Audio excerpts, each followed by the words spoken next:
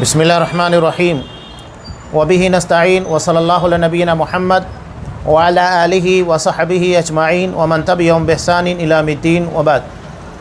قال اللہ تبارک و تعالی فمن كان يرجو لقاء ربه فليعمل عملا صالحا ولا يشرك بعبادة ربه أحدا۔ تمام قسم کی تعریفات اللہ رب العالمین وحدہ لا شریک کے لیے لائق و زیبا ہے، جو ساری کائنات کا تنہا خالق و مالک ہے، اور بے شمار درود و سلام ہو اللہ کے آخری نبی جناب کریم محمد رسول اللہ صلی اللہ علیہ وسلم کی ذات مقدسہ پر۔ محترم حاضرین، ایمان بالآخرہ کے تعلق سے کچھ باتیں اس سے پہلے درسوں کے اندر آپ کے سامنے بیان کی گئی، اب اسی سلسلے کی مزید باتیں یہاں پر پیش کی جا رہی ہیں۔ صاحب کتاب شیخ صالح الفوزان حفظہ اللہ بیان کرتے ہیں، اس دن پر یعنی آخرت پر ایمان رکھنا انسان کو عمل اور اس کی تیاری پر ابھارتا ہے، اس لیے کہ اگر آپ کو یقین ہوگا تبھی عمل کریں گے، یقین نہیں ہوگا تو عمل کہاں سے کریں گے؟ آپ جتنے بھی کفار ملحدین مشرکین ہیں، ان لوگوں کو دیکھیے کہ یہ آخرت کے پر ایمان نہیں رکھتے، لہذا ان کے اعمال دنیا میں صحیح نہیں ہوتے، بلکہ بہت سارے واقعات اس طرح کے ہمارے سامنے آتے ہیں۔ اب مثال کے طور پر اگر کسی دکاندار سے یہ خرید و فروخت کر رہے ہیں اور دکاندار نے غلطی سے کچھ زیادہ رقم ان لوگوں کو لوٹا دی، جتنا لوٹانا نہ چاہیے اس سے زیادہ تھی، تو یہ اس بات کو سمجھ کر باقاعدہ وہ رقم لوٹاتے نہیں ہیں بلکہ اپنے پاس رکھ لیتے ہیں۔ کیوں؟ اس لیے کہ آخرت پر یقین نہیں ہے کہ اگر ہم دنیا میں لے لیں گے تو آخرت میں ہم کو دینا ہوگا، لیکن وہی آخرت کے پر ایمان رکھنے والا مسلمان اگر اس کے ساتھ اس طرح غلطی سے کوئی زیادہ رقم لوٹا دیتا ہے تو باقاعدہ اسے گن کر واپس کرتا ہے، اسے معلوم ہے کہ مجھے آخرت میں دینا ہوگا اگر میں نے دنیا میں لے لیا۔ اسی طرح ظلم اور زیادتی کے معاملات ہیں، اگر کہیں ظلم و زیادتی ہو گئی معافی تلافی کراتا ہے۔ کیوں؟ اس کی وجہ یہ ہے کہ اس کو معلوم ہے کہ اگر میں نے دنیا میں اپنے آپ کو اس طرح بچا لیا تو آخرت میں بچنے والا نہیں ہوں۔ نبی کریم صلی اللہ علیہ وسلم کے فرامین اس کے سامنے ہیں کہ آخرت میں سمجھدار انسانوں کی بات چھوڑیے، لاشعور نا سمجھ جانوروں کے درمیان انصاف ہوگا کہ اگر سینگ والی بکری نے بغیر سینگ والی بکری کو مارا ہے تو اللہ تبارک و تعالی بغیر سینگ والی بکری کو سینگ دے گا تاکہ وہ اپنا انتقام اپنا بدلہ لے سکے۔ اور خاص طور سے حقوق العباد یعنی بندوں کے ساتھ جو معاملات ہوتے ہیں، ایک انسان کسی دوسرے کے پر ظلم کرتا ہے، زیادتی کرتا ہے، تو یہ معاملات ایسے ہیں کہ کتنا بھی آپ توبہ کیجئے، استغفار کیجئے گا، یہ اللہ کے ہاں معاف ہونے والے نہیں ہیں جب تک کہ بندہ معاف نہ کرے۔ حدیث مفلس اس بات کی بالکل واضح دلیل ہے کہ ایک آدمی نماز روزہ زکوٰۃ وغیرہ کی نیکی لے کر اللہ کی بارگاہ میں پیش ہوگا، لیکن ساتھ ہی ساتھ اس نے ظلم کیا ہوگا، زیادتی کی ہوگی، کسی کو مارا ہوگا، کسی کی غیبت کی ہوگی، کسی کے پر بہتان تراشی کی ہوگی، کسی کا مال ناجائز طریقے سے کھایا ہوگا، تو یہ سارے ظلم اور زیادتیاں کرنے کی وجہ سے مظلومین جن کو دنیا میں اپنے کیے کرائے کا بدلہ نہیں مل پایا، یہ آخرت میں اللہ کے یہاں پر پیش ہوں گے، اور جتنا ظلم ان لوگوں کے پر کیا گیا ہے اتنی نیکیاں ان لوگوں کو دے دی جائے گی، اس لیے کہ وہاں روپیے پیسے نہیں ہوں گے۔ تو یہ ساری حدیثیں اور دلیلیں اس بات کی گواہی دیتی ہیں کہ اگر آخرت کے پر ایمان ہوگا تو بندہ اس کی تیاری کرے گا، اس کے بارے میں فکر مند ہوگا۔ وہی بات یہاں سورہ کہف آیت نمبر 110 میں اللہ نے ارشاد فرمائی، کہا فَمَنْ كَانَ يَرْجُو لِقَاءَ رَبِّهِ فَلْيَعْمَلْ عَمَلًا صَالِحًا وَلَا يُشْرِكْ بِعِبَادَةِ رَبِّهِ أَحَدًا۔ پس جو کوئی اپنے رب کی ملاقات کا امیدوار ہو یعنی آخرت کے پر اس کا یقین ہو تو اسے کیا کرنا چاہیے؟ آخرت کے پر ایمان کا تقاضا کیا ہے؟ فَلْيَعْمَلْ عَمَلًا صَالِحًا، اسے عمل صالح کرنا چاہیے۔ اب عمل صالح کب ہوگا؟ عمل اس وقت تو صالح ہوگا جب بندے کی نیت صحیح ہو، اس لیے کہ اگر نیت میں فطور ہوگا، بدنیتی ہوگی، ریاکاری ہوگی تو اس کا مطلب یہ ہے کہ ہمارا عمل صالح نہیں ہے۔ اس کی بنیاد ہے یہ انما الاعمال بالنیات، سارے اعمال صالحہ کا دار و مدار نیتوں پر ہے، تو نیت کا صحیح ہونا ضروری ہے۔ اور دوسری اہم شرط یہ ہے کہ وہ عمل نبی کریم صلی اللہ علیہ وسلم کی سنت کے مطابق ہو، چاہے وہ نماز ہو، روزہ ہو، حج ہو، زکوٰۃ ہو، کوئی بھی نیکی۔ ہمارے یہاں بعض لوگ بدعت اور خرافات کرتے ہیں اور وہاں ایک شبہ پیش کرتے ہیں۔ شبہ کیا پیش کرتے ہیں؟ کہتے ہیں ہم قرآن تو پڑھ رہے ہیں، نماز پڑھ رہے ہیں، کیا نماز پڑھنا قرآن مجید کا پڑھنا غلط ہے؟ شکر حلال، سوجی حلال، روا حلال اور اس کے اندر ڈالا جانے والا گھی حلال، تو یہ ساری چیزوں کو ملانے کے بعد حلوہ تیار ہوتا ہے، وہ کیسے حرام؟ یعنی لوگوں کو کنفیوز کرنے، شبہ میں ڈالنے کی کوشش کرتے ہیں۔ سوال وہاں پر شکر کا، روے کا، تیل کا، گھی کا نہیں ہے، اور نہ قرآن مجید کے پڑھنے یا نماز کے پڑھنے کا۔ مسئلہ یہ ہے کہ وہ طریقہ جو آپ اختیار کیے وہ نبی کریم صلی اللہ علیہ وسلم کی سنت کے مطابق ہے یا نہیں، اصل چیز وہ ہے۔ اب یہاں اس کی ایک واضح مثال میں آپ کو دیتا ہوں۔ حضرت امام ابو داؤد رحمۃ اللہ علیہ نے ایک روایت کو نقل کیا کتاب الاضاحی میں، جہاں پر قربانیوں کا تذکرہ ہے۔ حضرت ابو بردہ بن نیار رضی اللہ تعالیٰ عنہ، ان کے پڑوس میں رہنے والے لوگ غریب تھے، چنانچہ انہوں نے اپنے غریب پڑوسیوں کو عید الاضحیٰ کے موقع کے پر گوشت جلد مل جائے اس کے لیے نماز عید سے پہلے اپنی بکری کو ذبح کر دیا۔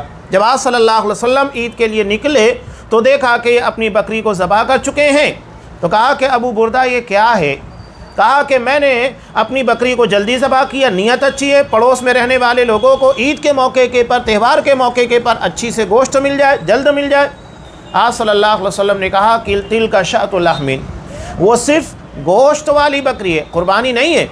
جو شخص ہمارے ساتھ نماز پڑھتا ہے، نماز پڑھنے کے بعد قربانی کرتا ہے، تو وہ اصل میں قربانی ہے، اضحیہ ہے، اس کی جگہ تم دوسری بکری کو ذبح کرو۔ چنانچہ انہوں نے ایک دوسری بکری کو نماز عید ادا کرنے کے بعد ذبح کیا۔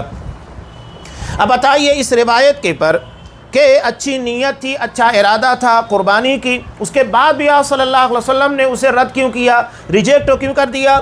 اس کی وجہ یہ ہے کہ وہ آپ کے طریقے، جو ترتیب نبی کریم صلی اللہ علیہ وسلم نے طے کی، پہلے نماز ادا کرنا، اس کے بعد قربانی کرنا، ترتیب کو انہوں نے بگاڑ دیا تھا۔ اس کی بنیاد کے پر ان کی قربانی اللہ کے ہاں قبول نہیں ہوئی، انہیں دوسری بکری ذبح کرنا پڑا۔ تو یہی معاملہ دراصل طریقے کا ہے، جو طریقہ جس وقت ادا کرنے کا حکم دیا گیا وہی چیز مانی جائے گی۔ اب یہاں کچھ لوگ اگر یہ کہتے ہیں کہ چلو مسجد میں داخل ہونے کے بعد تحیۃ المسجد کی فضیلت بہت ہے، آپ صلی اللہ علیہ وسلم کا حکم بھی ہے کہ اگر کوئی شخص مسجد میں داخل ہو فلا یجلس حتی یصلی رکعتین، تو 2 رکعت پڑھے بغیر اس کو نہیں بیٹھنا چاہیے، یہاں تک کہ امام خطبہ دے رہا ہو تب بھی اسے 2 رکعت پڑھنا چاہیے، اس کے بعد بیٹھنا چاہیے۔ اب اگر کچھ لوگ کہیں کہ با جماعت نماز ادا کرنا، یہ ایک آدمی کو اگر وہ تنہا نماز ادا کرتا ہے اس کے مقابلے میں 27 گنا زیادہ اجر و ثواب کا باعث ہے، تو اب وہ کہیں گے کہ ہم تحیۃ المسجد کو با نماز ادا کریں گے تاکہ ہم کو ایک کے بجائے 27 گنا ثواب ملے، تو کیا یہ چیز صحیح ہوگی؟ نہیں۔ کیوں صحیح نہیں ہوگی؟ اس لیے کہ وہ نبی کریم صلی اللہ علیہ وسلم کی سنت نہیں ہے۔ تو یہ نہیں کہ آپ کسی بھی چیز کو کہیں بھی لے جا کر فٹ کر دیں اور اس کی بنیاد کے پر فضیلت اور اجر کی بات کریں۔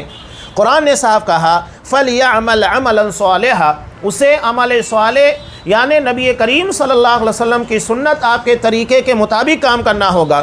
اور دوسری چیز بیان کی، اور یہ نیتوں کی جانب بھی اشارہ کرتا ہے، وَلَا يُشْرِكْ بِعِبَادَةِ رَبِّهِ أَحَدًا، اپنے رب کی عبادت میں کسی کو شریک نہ ٹھہرائے۔ اس کا مطلب کیا ہے؟ اس کا مطلب یہ ہے کہ اگر بندہ اپنے نیت کے اندر اللہ کے علاوہ کسی غیر کو شریک کرتا ہے، اللہ کو راضی کرنے کے بجائے، اللہ کو خوش کرنے کے بجائے کسی اور کو دکھانا مقصود ہے، کوئی اور میری عبادت سے خوش ہو جائے، اس کا مطلب یہ ہے کہ اس نے عبادت میں نیت کے اندر اللہ کے علاوہ کسی دوسرے کو شریک کر لیا۔ اسی لیے آپ صلی اللہ علیہ وسلم نے کہا، ابو داؤد کی روایت، من صلی یرائی فقد اشرک ومن صام یرائی فقد اشرک، کہ اگر کوئی لوگوں کو دکھانے کے لیے نماز ادا کرتا ہے، ریاکاری کے لیے، تو مشرک ہے۔ اگر کوئی شخص لوگوں کو دکھانے کے لیے روزہ رکھتا ہے، مشرک ہے۔ سوچئے کہ شرک عبادت کے اندر شامل ہو گیا ہے ریاکاری کی بنیاد پر، یعنی عبادت جو اللہ کے لیے کی جا رہی ہے، ایسا نہیں ہے کہ آپ مزار کے پر گئے کسی بت کے سامنے یا کسی اور کے سامنے سجدہ کر رہے ہیں، کسی اور کے لیے عبادت کر رہے ہیں، اللہ ہی کے لیے عبادت کر رہے ہیں، لیکن نیت کے اندر فطور پیدا ہونے کی وجہ سے ریاکاری کی بنیاد کے پر وہ چیز شرک بن جاتی ہے، وہ عبادت شرک ہو جاتی ہے جس میں اللہ کے علاوہ غیر کو شامل کر لیا جاتا ہے۔ یہاں دوسری آیت سورہ بقرہ آیت نمبر 45 اور 46 کو نقل کیا کہ آخرت کے پر ایمان بندے کو اس کی تیاری کے پر ابھارتا ہے۔ اللہ کا حکم ہے وَاسْتَعِينُوا بِالصَّبْرِ وَالصَّلَاةِ، اللہ سے صبر اور نماز کے ذریعے مدد طلب کرو۔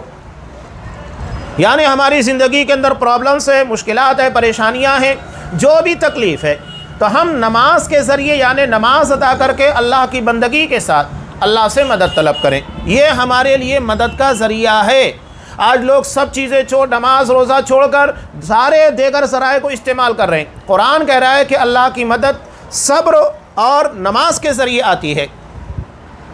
بعض مفسرین نے یہاں صبر سے مراد روزہ لیا ہے، اس لیے کہ روزہ نام ہے صبر کا، بہت صبر کرنا پڑتا ہے، بھوک کے پر صبر کرنا پڑتا ہے، نفس کے پر صبر کرنا پڑتا ہے، اگر کوئی آپ کو برا بھلا کہہ دے اس کے پر صبر کرنا پڑتا ہے، بہت جبر کرنا پڑتا ہے، اپنی طبیعت اپنے مزاج کو کنٹرول کرنا پڑتا ہے۔ تو عبادت جو روزے کی ہے حقیقت میں مکمل طریقے سے صبر ہے۔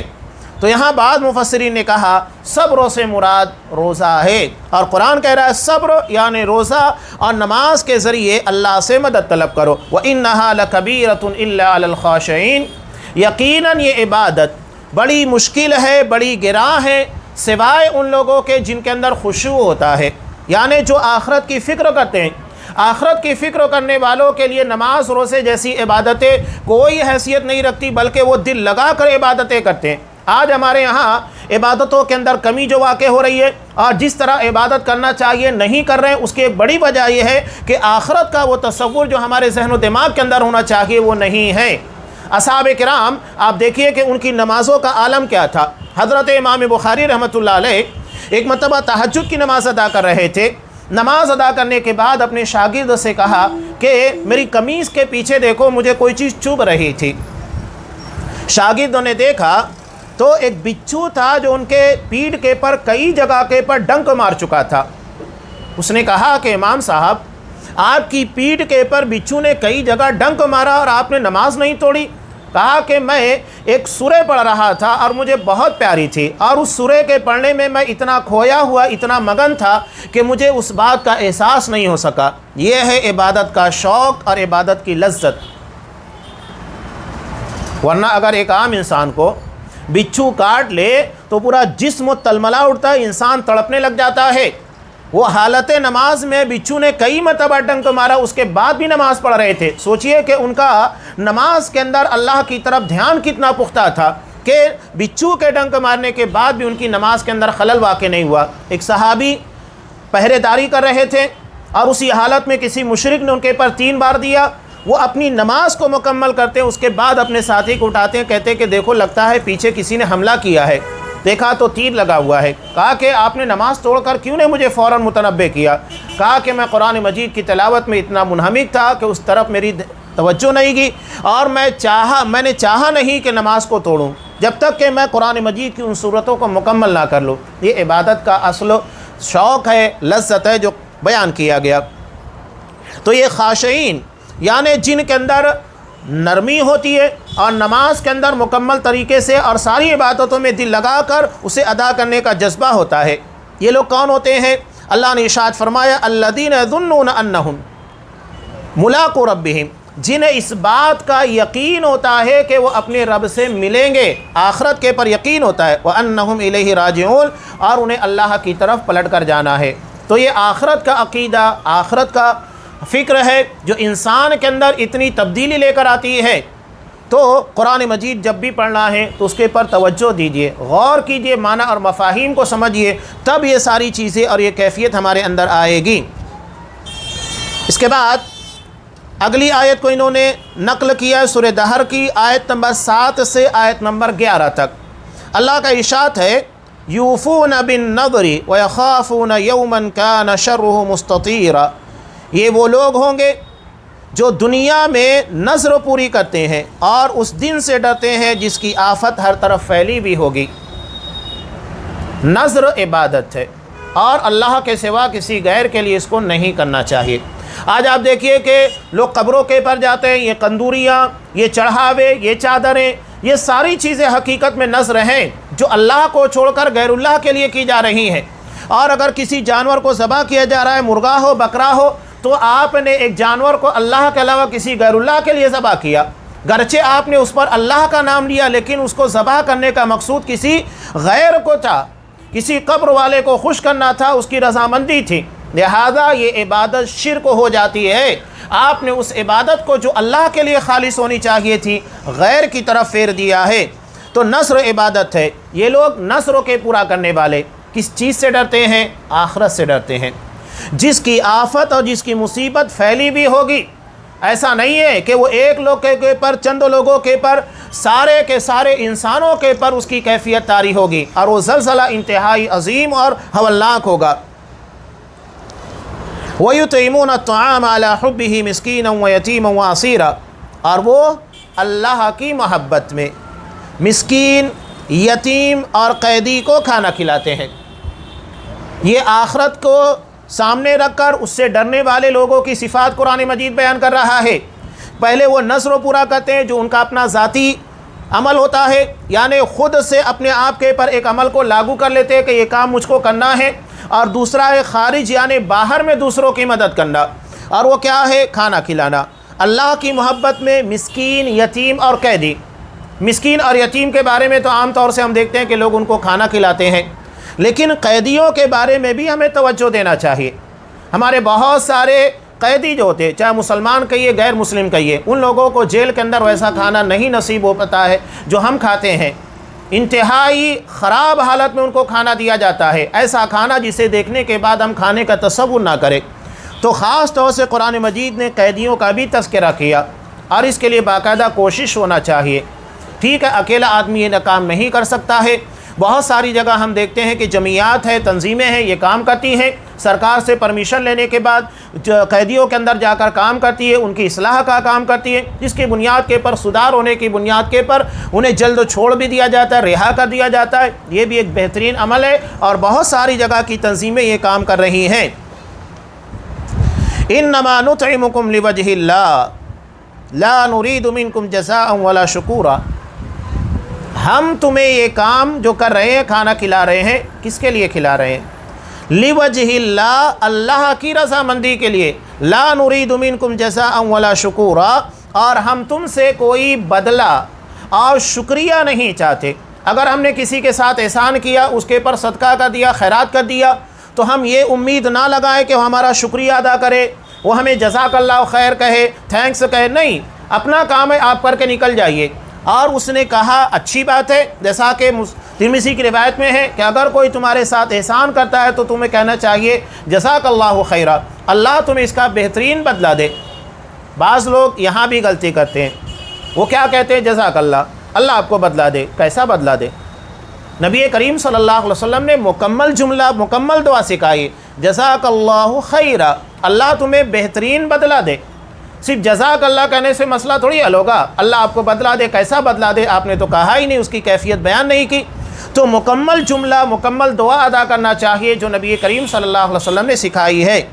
تو اگر یہ کہہ دیتا ہے اچھی بات ہے، لیکن ہمیں امید نہیں رکھنا چاہیے، یہ چاہت نہیں ہونا چاہیے کہ ہمارے اچھے کاموں کے بدلے میں لوگ ہمارا شکریہ ادا کرے، ہمیں جزاک اللہ خیر کہیں، یہ امید دلوں کے اندر نہیں ہونا چاہیے۔ صاف کہا کہ وہ لوگ نہیں چاہتے ہیں کہ انہیں اس کے بدلے میں جزاک اللہ خیر یا شکریہ ادا کیا جائے۔ وہ کیا کہتے ہیں؟ اِنَّا نَخَافُ مِن رَبِّنَا يَوْمًا عَبُوسًا قَمْطَرِيرًا، کہ ہم تو اس طویل دن سے ڈرتے ہیں جو سخت و مصیبت کا اور انتہائی طویل دن ہوگا۔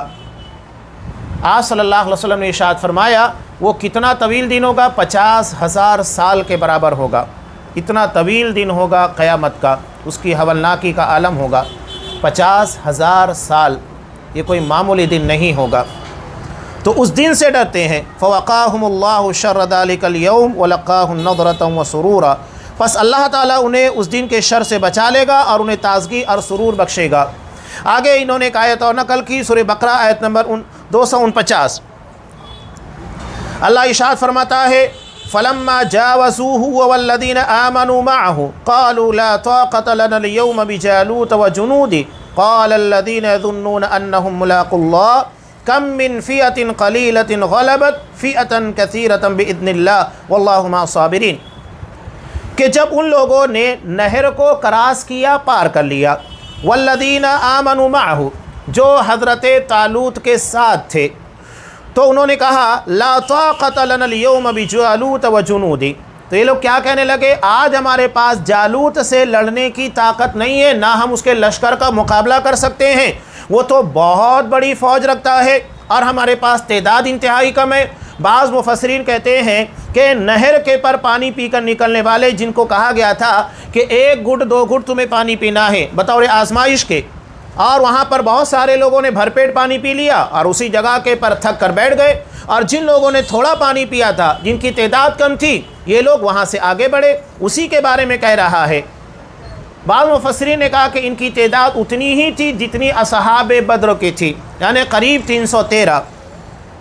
تو ان لوگوں نے کیا کہا، الذین یظنون انہم ملاقو اللہ، جنہیں یقین ہے کہ وہ اللہ سے ملیں گے، یعنی آخرت کے پر ان کا ایمان تھا۔ کہا کم من فئۃ قلیلہ، کتنی جماعتیں جو تعداد میں بہت تھوڑے تھے، غلبت فئۃ کثیرۃ باذن اللہ، تو اللہ کی اجازت، اللہ کے حکم سے بڑی بڑی جماعتوں کے پر، بڑے بڑے لشکروں کے پر غالب آ گئے۔ واللہ مع الصابرین، حقیقت یہی ہے کہ اللہ صبر کرنے والوں کے ساتھ ہے۔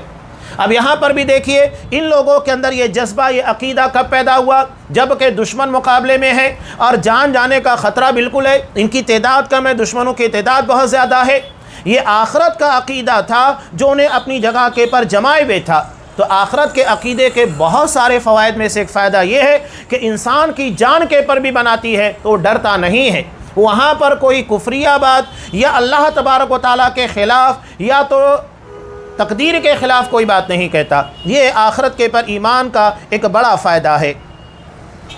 آگے سورہ یونس آیت نمبر 7 اور 8 کو نقل کیا، اللہ ارشاد فرماتا ہے ان الذين لا يرجون لقاءنا ورضوا بالحياة الدنيا واطمأنوا بها والذين هم عن آياتنا غافلون اولئك مأواهم النار بما كانوا يكسبون، کہ حقیقت یہ ہے کہ جو لوگ ہم سے ملنے کی توقع نہیں رکھتے اور دنیا کی زندگی پر ہی راضی ہیں اور مطمئن ہو گئے ہیں، اور جو لوگ ہماری نشانیوں سے غافل ہیں، ان کا آخری ٹھکانہ جہنم ہوگا، ان برائیوں کی پاداش میں جن کا اکتساب وہ اپنے اس غلط عقیدے اور غلط طرز عمل کی وجہ سے کرتے رہے۔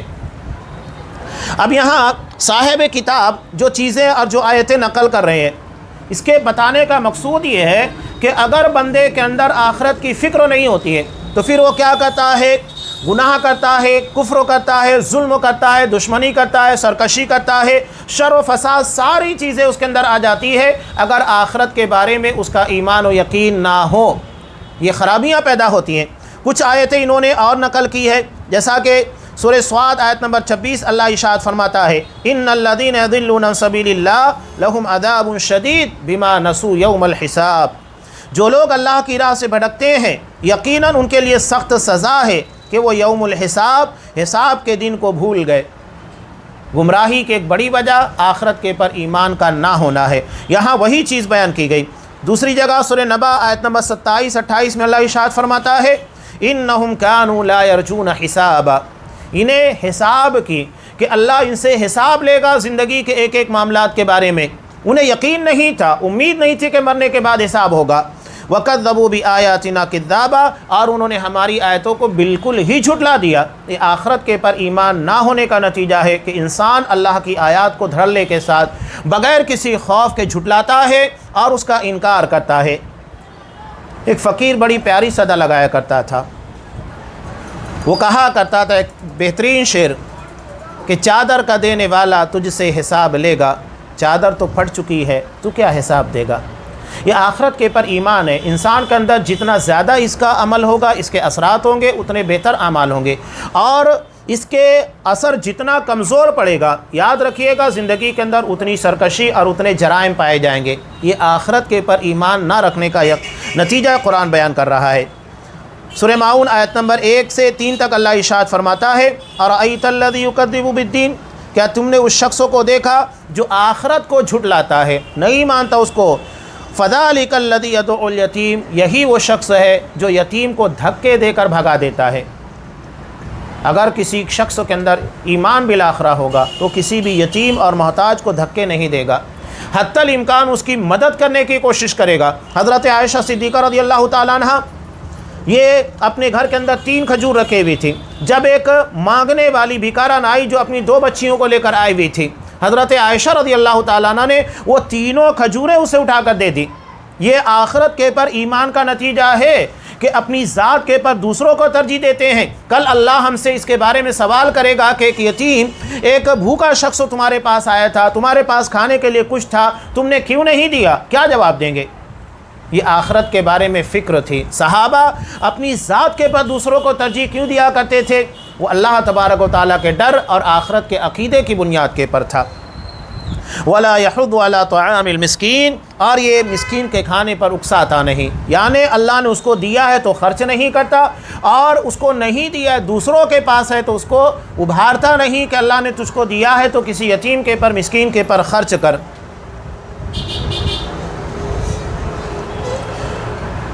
آگے سورہ بقرہ آیت نمبر 281 یہاں پر نقل کیا، اللہ کا ارشاد ہے وَاتَّقُوا يَوْمًا تُرْجَعُونَ فِيهِ إِلَى اللَّهِ ثُمَّ تُوَفَّى كُلُّ نَفْسٍ مَّا كَسَبَتْ وَهُمْ لَا يُظْلَمُونَ، اس دن کی رسوائی سے بچو جس دن تمہیں اللہ کی طرف لوٹایا جائے گا۔ ثُمَّ تُوَفَّى كُلُّ نَفْسٍ مَّا كَسَبَتْ، اس دن انسان نے جو کچھ بھی کیا ہے اسے مکمل طریقے سے دیا جائے گا، اس کے پر کوئی ظلم اور زیادتی نہیں ہوگی۔ یہاں پر بھی بالکل واضح ہے کہ آخرت میں ایک ایک عمل کو پیش کیا جائے گا۔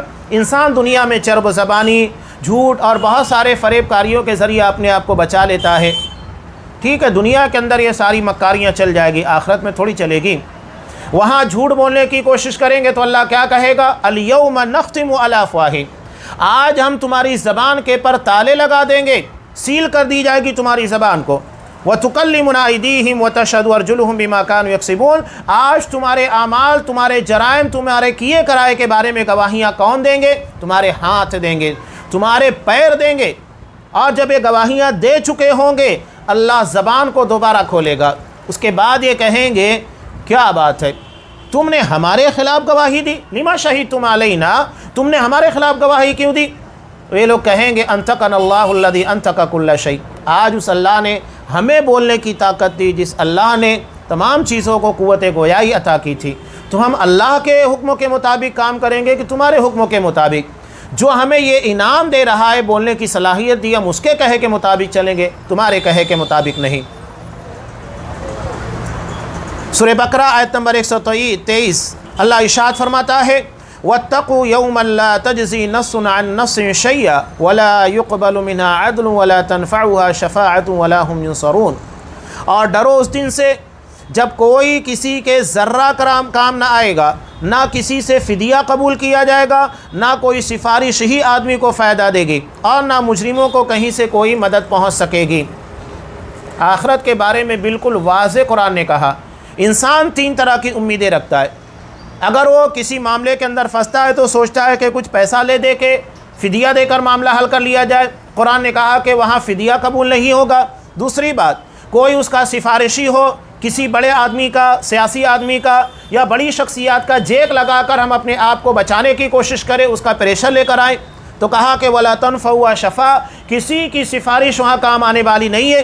تیسری چیز، وہ یہ امید کرتا ہے کہ کوئی اور مدد کر دے، وَلَا هُمْ يُنصَرُونَ، تو کوئی مدد کرنے والا بھی نہیں ہوگا، نہ وہاں پر روپیے پیسے کے ذریعے مدد ہوگی فدیہ دے کر، نہ سفارش کام آنے والی ہے، نہ کئی اور مدد جگہ سے مدد آئے گی۔ بالکل واضح طور پر قرآن مجید نے ان ساری چیزوں کو بیان کر دیا۔ بلکہ نسائی کی روایت میں ہے اللہ تبارک و تعالیٰ ایک جہنمی کو کہے گا کہ کیا تو جہنم سے نجات پانے کے لیے دنیا کی تمام چیزوں کو دے کر اس عذاب سے اپنے آپ کو بچانے کے لیے تیار ہے؟ وہ فوراً تیار ہوگا۔ وہ یہ نہیں سوچے گا کہ ابھی تو دنیا فنا ہو چکی ہے، میں پوری دنیا کیسے خریدوں گا اور پوری دنیا لا کر اللہ کے پاس کیسے پیش کر سکوں گا، وہ یہ نہیں سوچے گا۔ اس کے سامنے جہنم کے عذاب کی ہولناکی شدت کا عالم یہ ہوگا، پہلی فرصت میں وہ نجات پانا چاہے گا کہ بس نجات مل جائے کسی بھی طریقے سے۔ ورنہ اگر کسی آدمی کو کہا جائے پورے مالیگاؤں شہر کو خریدنا، تو ممکن نہیں ہے کہ کوئی پورے مالیگاؤں شہر کو خرید سکے۔ ایک محلہ نہیں خرید سکتا ہے تو پورا شہر کہاں سے خریدے گا؟ کھربوں کی، جس کے ہم اندازہ نہیں لگا سکتے، اتنی قیمت بنتی ہے۔ تو یہ اللہ تبارک و تعالیٰ نے بیان کیا۔ اور اس کے علاوہ اللہ اس کو کہے گا کہ ٹھیک ہے، تو پوری دنیا دے کر اپنے آپ کو بچانا چاہتا ہے، میں نے تو تجھ سے بڑا آسان مطالبہ کیا تھا، میں نے صرف تجھ سے یہ کہا تھا کہ میرے ساتھ شرک مت کرنا، تو نے وہ کام کیا ہی نہیں جو بڑا آسان تھا کہ اللہ کی عبادت میں کسی کو شریک نہ بنایا جائے۔ کتنا آسان اللہ نے مطالبہ کیا۔ اس کے لیے آپ کو نہ روپیہ کمانا ہے، نہ محنت کرنا ہے، نہ مہینے اور برسوں کی محنت طلب ہوگی اس کے لیے، بس اپنے عقیدے کو، اپنی فکروں کو صحیح کرنا ہے کہ اللہ کے علاوہ کسی کو عبادت کے لائق نہیں ماننا ہے، اس کی عبادت میں کسی کو شریک نہیں ٹھہرانا ہے، بس اتنا ہی، اس سے زیادہ کچھ نہیں ہے۔ کتنا آسان مطالبہ اللہ نے کیا۔ اب وہاں جہنم کے عذاب سے اپنے آپ کو بچانے کے لیے پوری دنیا پیش کرنے کے لیے تیار ہوگا، جبکہ دنیا میں کتنا آسان اللہ نے ہمارے لیے حکم دیا کہ صرف شرک سے بچنا ہے، جہنم سے نجات پاؤ گے۔ اس سے زیادہ آسان اور حسین وعدہ کیا ہو سکتا ہے؟ اور جس وعدے کو یقیناً اللہ پورا کرے گا، اس بارے میں کوئی بے وفائی نہیں ہوگی، کوئی وعدہ خلافی نہیں ہوگی۔